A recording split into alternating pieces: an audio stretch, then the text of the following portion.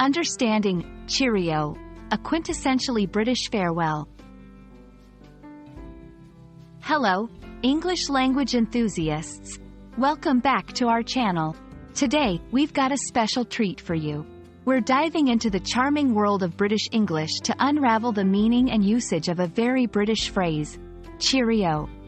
Whether you're an English learner or just curious about British English, this video is for you.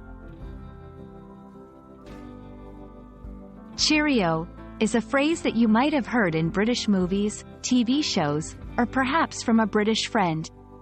It's a casual and friendly way to say goodbye, but it's not just any goodbye.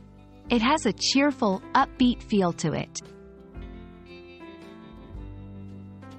You can use Cheerio in informal settings, typically among friends or acquaintances.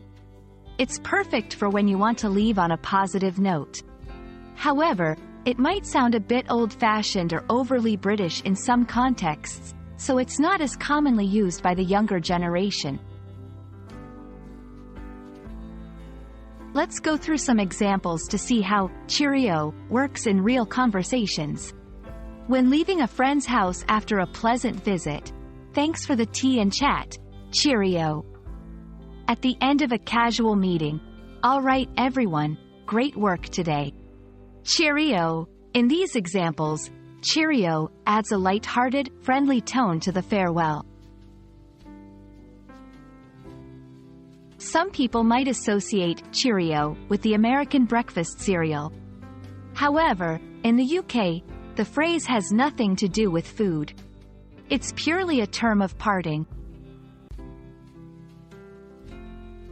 And that's a wrap on Cheerio.